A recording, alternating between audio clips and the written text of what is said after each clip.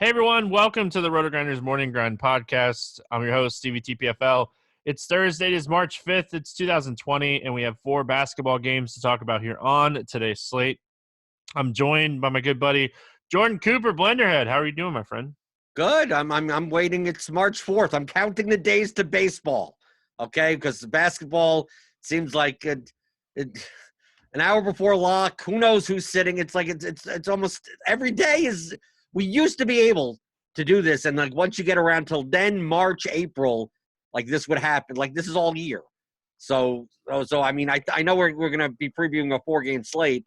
But even with this slate, there's 8 people being questionable and guys, who knows how much they're going to play. And then if you play those guys, then you have to be worried about half the guys getting injured. So, like, it seems like NBA DFS in the past month at least is just like avoiding landmines and hopefully not hitting on some.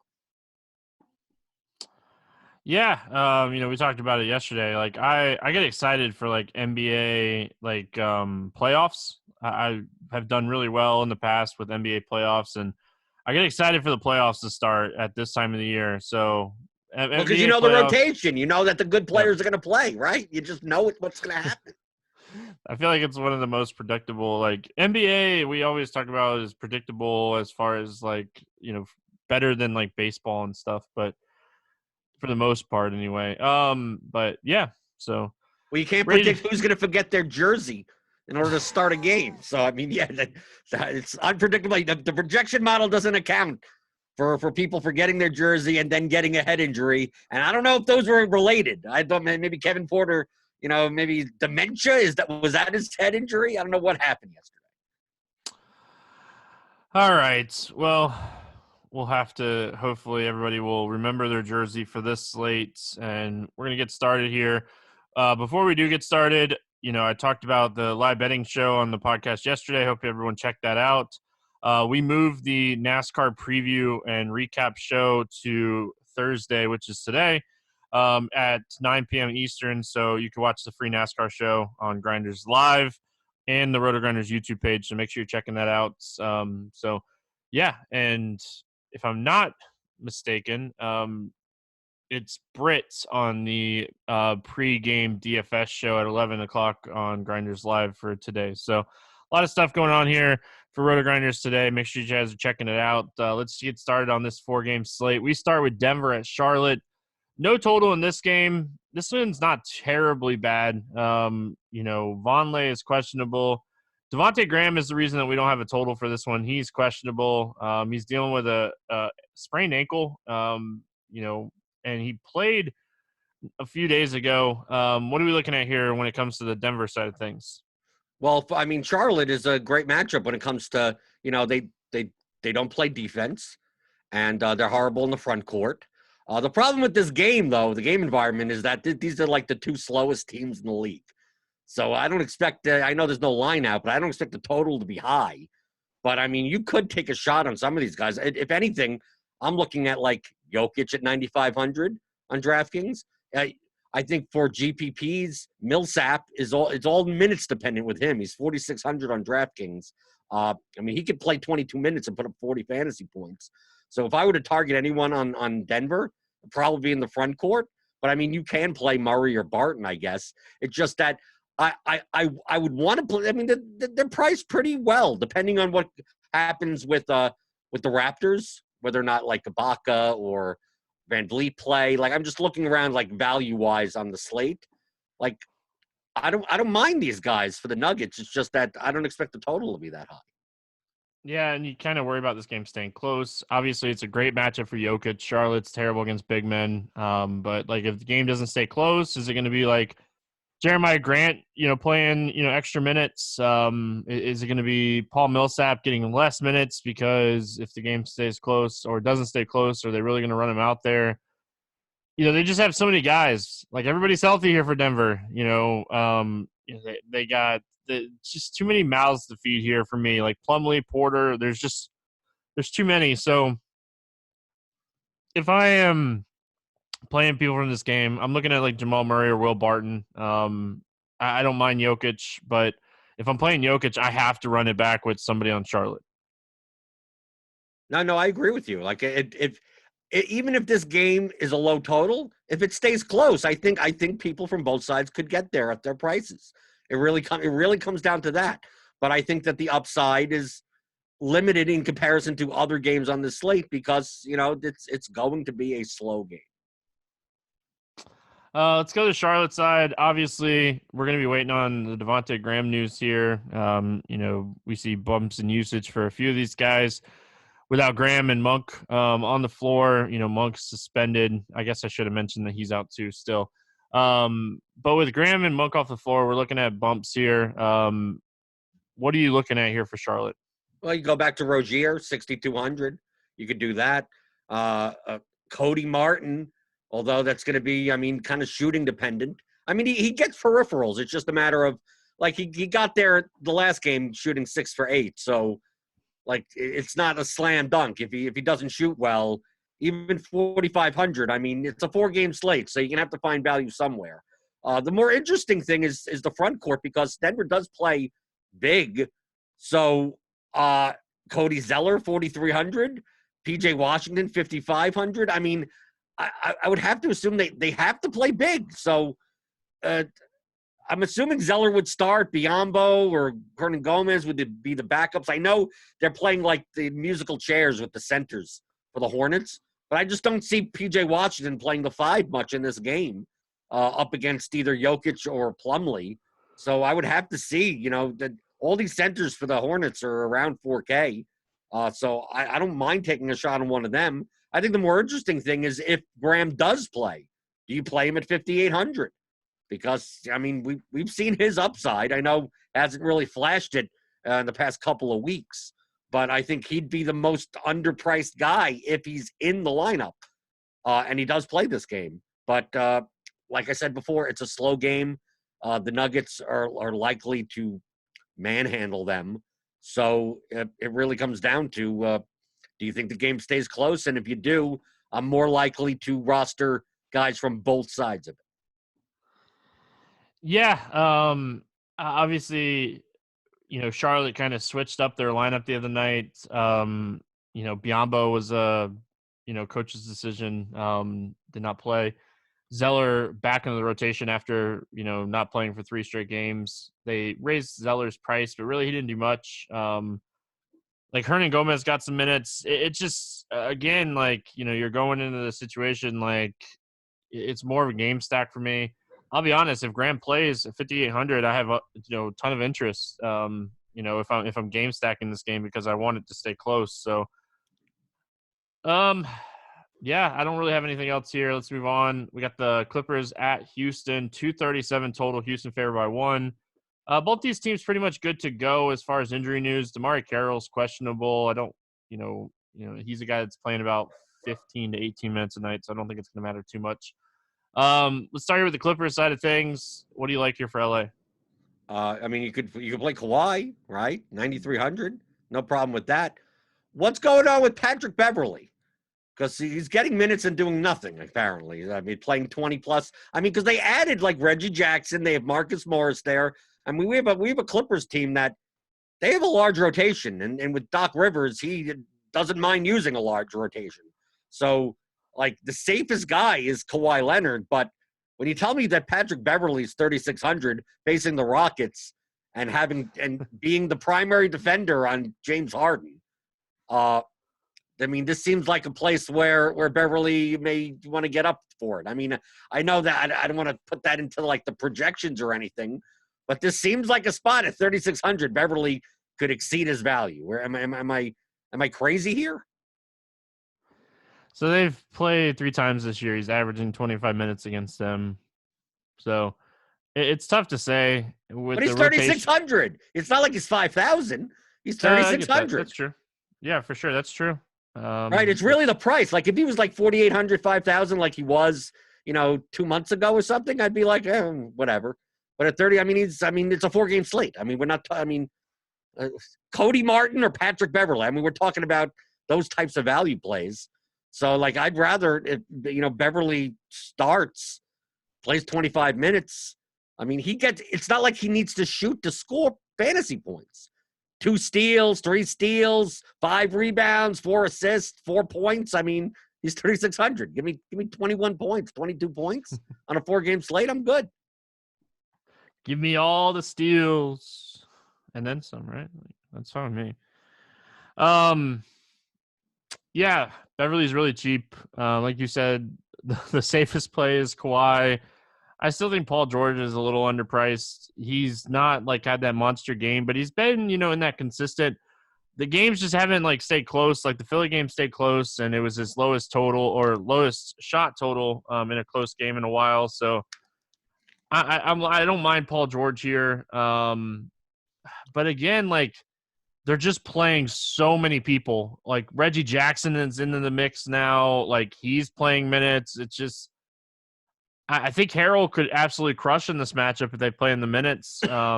But again, it's just trying to figure out these guys. So on the Houston side of things, Westbrook has been definitely a lot better now that like Capella's gone. He's been doing much more. What do you like here for Houston?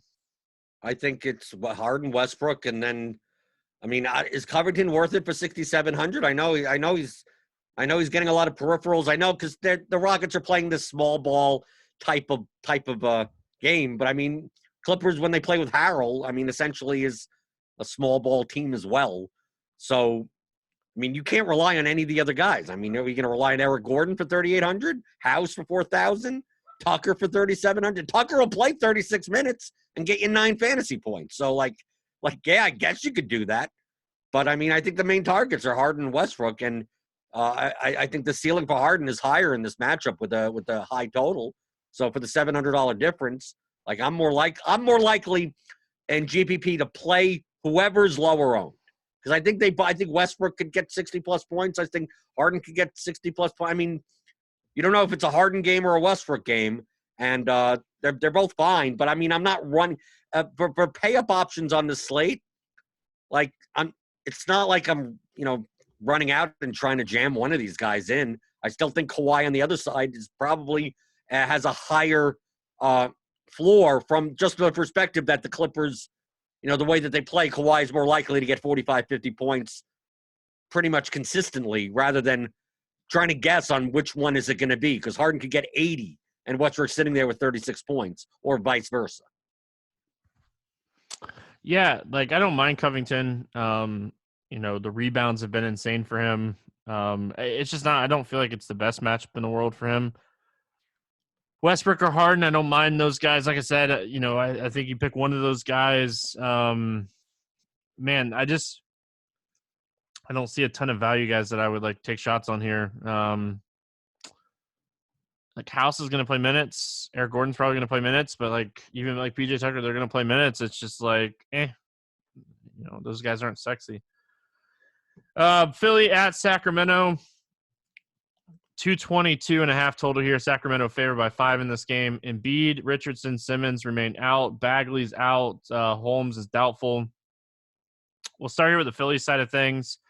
I was shocked the other night. I know it was the Lakers. I know it was the best matchup in the world. I know he didn't crush, but I was shocked that Tobias Harris was as low owned the other night as he was.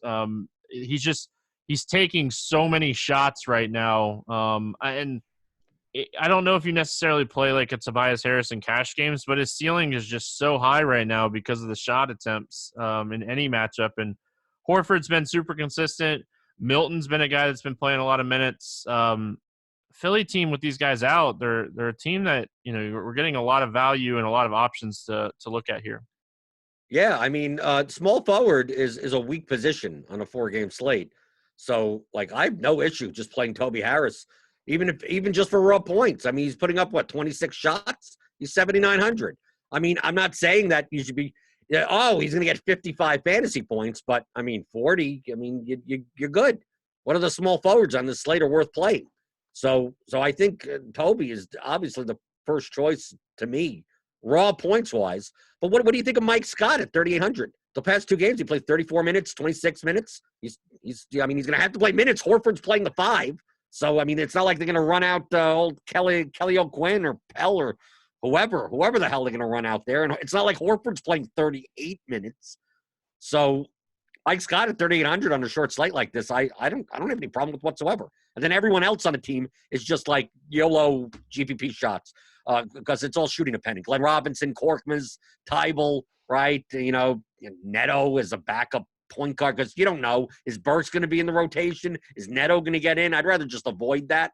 But I think the top targets here would be, I would just target basically the 3, 4, 5: Harris, Horford, Scott, and then Milton. I think is 6,500. He's Shake Milton.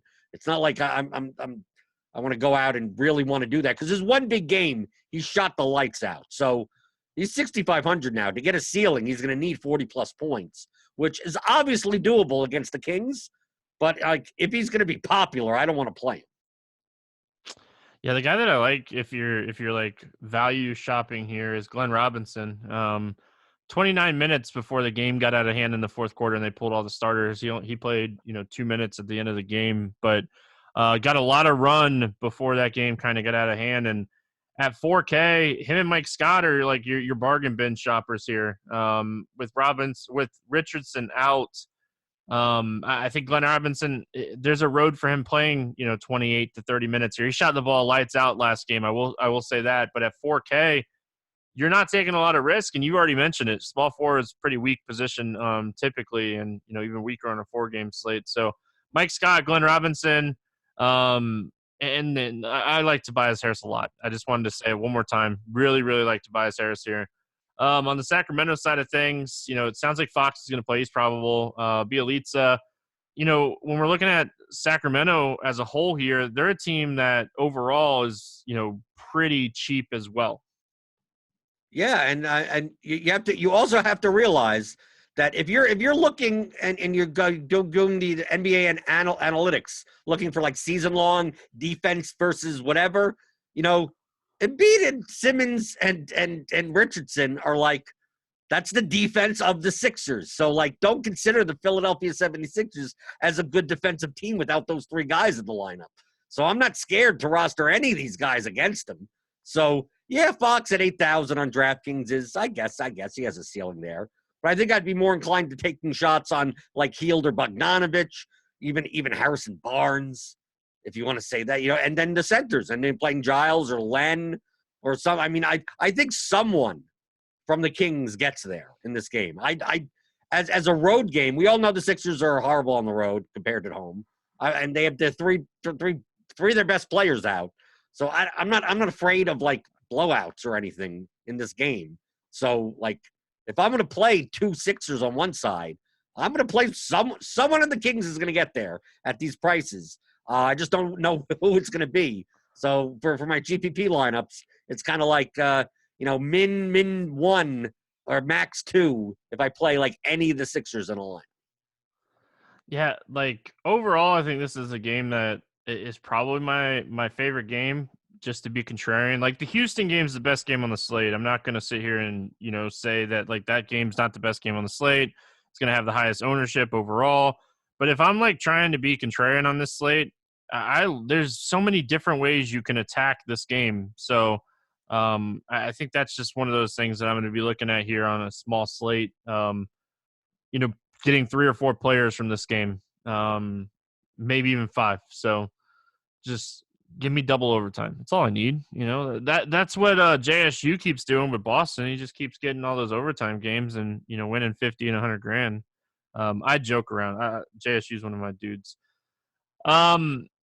Toronto Golden State, no total in this game. Gasol, Ibaka, and Van Vliet are all questionable. Bowman's out. Draymond's questionable. Looney's out. And Steph Curry's going to play in this game. So he's been rejoined. He's going to rejoin. It was a hand injury. Man, this is one of those things where I really hope we get some clarification, but I also see like the edge of not getting clarification too. It's just like, how much is this guy really going to play with this team? I know they've said multiple times they're not tanking, but they're tanking. Well, I hope we don't get the news. I don't want a minutes limit announced. I mean, I know this is the late. I mean, this is the late game. I mean, this is 3.5 hours after the slate locks. So, like on FanDuel, like we made if we get the news, it's quite possible we don't get it until after lock anyway. So if then, okay, I don't mind as much. Because to me, if Curry's going to play 32 minutes, he's too cheap at 8,000. Okay, so like I don't mind playing him in GPP without knowing what the minutes limit are. If I had to guess, I'm with you that I don't see him going and playing regular minutes. Yeah, I see him coming in playing 20 to 25 a game, going through the motions, being Steph Curry. But the thing is that if he's going to play 20 to 25 minutes at the prices that everyone else is at on the Warriors, it makes them all like overpriced. So, like, I have no interest in like anyone else on the Warriors on this on this slate. Draymond, if anything, if he plays, because he's not like reliant on shots, I guess. But I'm much more likely that if they don't say anything about Steph Curry, I don't mind taking a shot. I mean, we've seen him play 26 minutes and still put up 62 fantasy points. So why not take a shot? But I mean, I'm not going to project him for that. I don't think any projection model should be accounting 32, 33 minutes for him. But yeah, so I don't consider that like a cash play or anything unless we get the word. Maybe Kirk comes out and says, yeah, he's going to play 30 plus minutes. Okay, if we actually get that news, okay, then we can go with it. But other than that, I think he's a GPP play at best without knowing it. And if we only know that he's going to play 20 minutes, 8,000 is still too expensive. Yeah, like I see both. I see both ways. I could see him easily playing the minutes in this game. The thing is, like, would they bring him back if he was not 100%? Like, he's your franchise player. Like, are they really rushing him back? Like, I don't think so. So, like, I could see them playing him and like giving him normal minutes. It was a hand injury too. Like, game conditioning, maybe he plays 20 to 25 minutes because of that. But that's, something you're going to roll the dice on. Like, if I'm looking at Golden State, I don't mind taking a contrarian shot on Andrew Wiggins. I don't think he'll be very popular here on a 4-game slate. And I still think he's going to get his shots up, even with Curry. And, like, he might actually get some more open looks with Curry on the floor with him. Yeah, but we've seen Andrew Wiggins take open looks. It's still horrible shots. So he's gone over. He's been doing well though recently. Like, I played him the other night. He did really well. You played him the other night. It has to happen again, right? That's right. Listen, you get my philosophy. That's why we work together, right? Right. They don't want to see what they got in Michael Mulder anymore. What, they're gonna give Steph Curry his minutes? Kai Bowman's still out too, so that makes a big difference. Steph Curry almost has to play now. Kai Bowman's out. He has to play. Who else is going to play point guard? If we do get news on Draymond, I don't mind. I know we started backwards on this game. We usually start with the visiting team, but if Draymond sits in this game, I really don't hate Paschal again. Talked about him the other day. He's going to get really solid minutes at 5,800.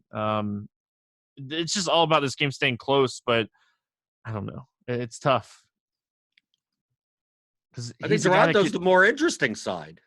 Yeah, like for me, when we're looking at this game, the Toronto side, like if Ibaka sits, if Gasol sits, like we could potentially go back to the well on some of these, cheap Toronto guys. Not mentioning Rondé Hollis-Jefferson, man, he crushed some people's lineups the other night, but Busher did really well.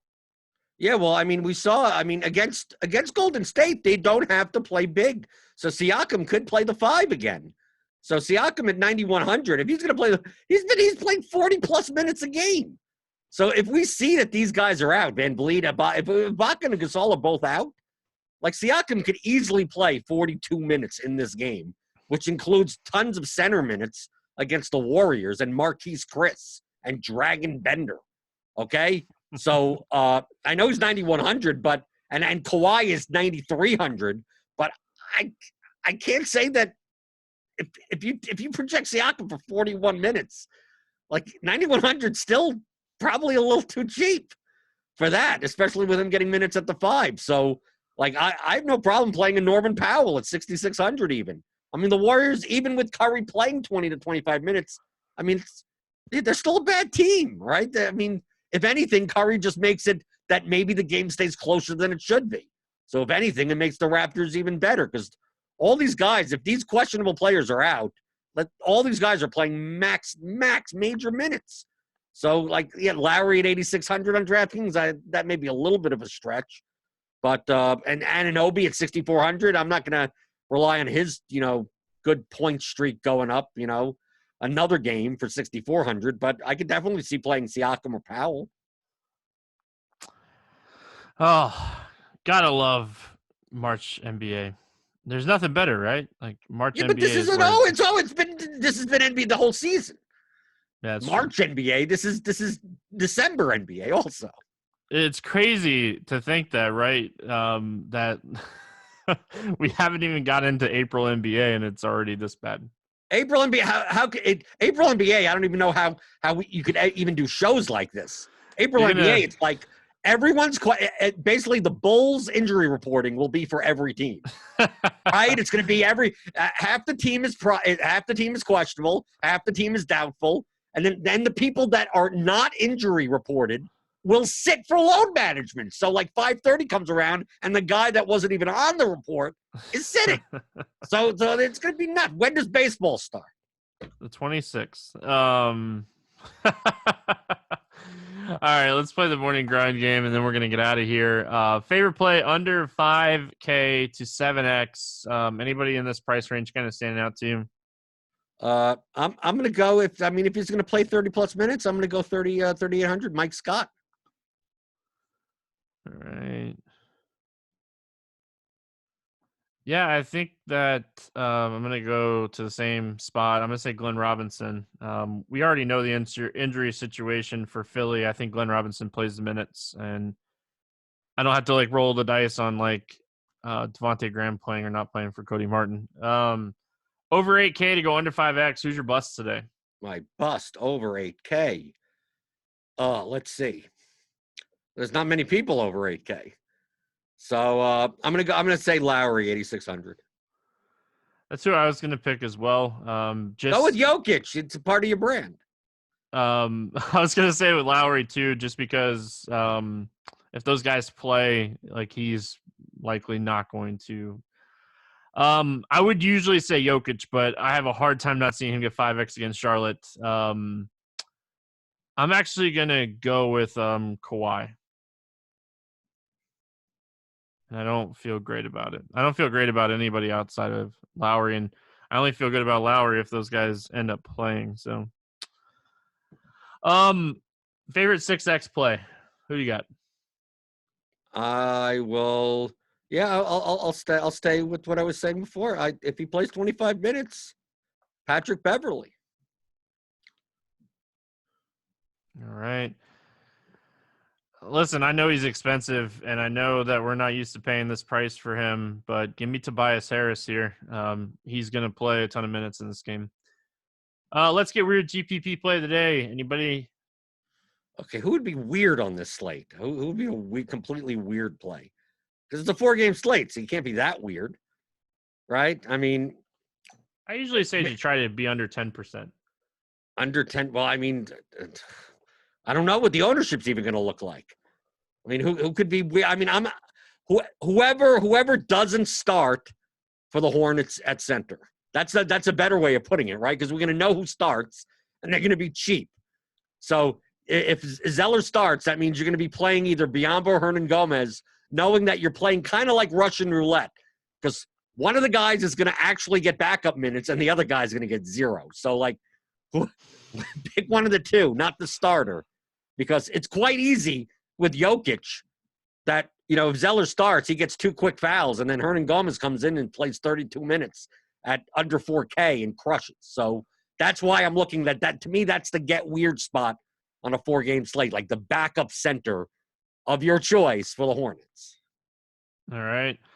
I think mine's weird today. I don't know. We'll have to kind of, I always get tweeted when my picks aren't weird enough, but I'm gonna go with Dragon Bender as my let's get weird GPP play of the day. If Draymond plays, you probably don't want to roll the dice on Dragon Bender, but he's a roll of the dice no matter what to me. He's tracking Bender.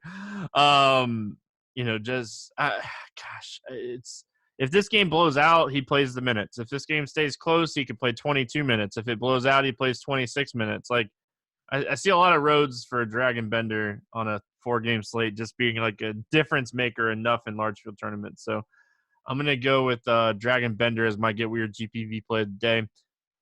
Game selection question, FanDuel, DraftKings, doesn't matter. Yahoo, whatever site you want, cash games, tournaments, anything standing out to you today? I always highlight it on the DFS pregame show, which you should always tune in. It's a free show, right? This is a free podcast. So 11 a.m. Eastern on YouTube and RotoGrinders on the videos page. I'm not on this morning, but Monday, Tuesday, Fridays this month. The $1 and 120 max on DraftKings is like the biggest tournament that you could play that like people like me can't. Like the high volume players that have over 1 million in entries, they can't play. And I highlighted all the time on the pregame show how the late news and the ownership differences between the sharper players and the players that are more likely to play in that $1.20 max. So if you're going to experiment with playing, let's say if you're going to go and play 20 lineups, if you're going to experiment, use Lineup HQ. Maybe you're newly a premium member to RotoGrinders, and you want to not just hand building lineups and fool around with the optimizer and the lineup builder and build groups and everything like that. I think obviously the mini maxes, they can't enter that either. But if you want to step up and play a 20 max tournament, I think the $1 and 1 on DraftKings is perfect because like if late news happens at 6:30, just jam those guys because so many of the players in that contest don't take that into account, and you see dramatic ownership differences between that and even the $4.20 max, which guys like me can play. Yes, I've highlighted that tournament many times before for low stakes guys building bankroll or building strategies is another way to kind of put it there. So big fan of that tournament for low bankroll players, anybody that can play it really. So if you haven't checked that out, make sure you check it out. I'm not gonna do a specific contest today. These tiers contests have been ultra soft here recently. You're not gonna get rich playing them, but there's a really good steady profit in these tiers tournaments right now because with all the injury news, people set these things and they never go back and they check them because they're worried about their main lineups. So take advantage of these tiers contests over there on DraftKings. They have anywhere. I think they have like a $3 tournament up to the bigger dollar tournaments. I think is like a $50 today. But on the main slates, on these 7 and 8 game slates, there's a $300 and a $150 tiers contest, but they're really small. On the main slates, these tier contests, people are just not going back and looking at these things. And like, there's a $3 3 entry if you want to just check it out today. That pays out 22%, top 10's 32%. So you open these tournaments and you don't recognize any of the names in these things. So check these tier contests out. They're a ton of fun. If you're like at that point where salary cap is driving you nuts too, these are good contests to, kind of check out here. So tiers contests on DraftKings, sharing the secrets with you guys each and every day. Favorite over-under? Anything standing out to you? I know we only have 2 of them today. I always do my joke for the sports betting stuff. So, right. Okay, here's the question for you, Stevie. Which is more like, which would you bet on happening? Marquise Chris fouling out against Siakam or Ibaka, whoever plays there, or Patrick Beverley getting ejected or double technicals guarding James Harden? Not Beverley, the other one. Oh, okay. So you think Beverley is able to keep his hands to himself? Yes. Has Chris been fouling out? I haven't been noticing that. Maybe is he not playing? I would say he hasn't been playing enough minutes, but we've seen Chris foul out in 8 minutes, so like it doesn't really matter. All right. So I got Sharp Side fired up over there. If you guys haven't checked out Sharp Side, they still have the streak contest going where once you get your streak Over 6, you'll start winning $10 per pick. You can win up to $100 per pick once you get over 21. So free money. It's free to do this contest. All you got to do is lock in that pick. Mine that I had for Wednesday is still going, so I don't know if my streak is alive, but I'm going to take Philly +5. I'm going to lock that in. They were really competitive against the Lakers the other night. I think they'll keep this game, and it's competitive as well. I know at the end of the game, the Lakers kind of spread it out, and it was a 13-point game, but I think that Philly actually has a decent chance to keep this game close, and I could totally see the other side of this game too, but I like Philly +5 here. I hope this line moves too. I hope that you can, by the time you listen to this, it goes up more for Philly. Any final thoughts before we get out of here? No, I just hope that the players in my lineup don't get injured 5 minutes of the game like it seems like every day they do. So good luck to you on that. On that note, we're going to get out of here. Hope everyone has an awesome Thursday. We'll be back Friday talking some more hoops. Good luck in your contest, and we'll see you then.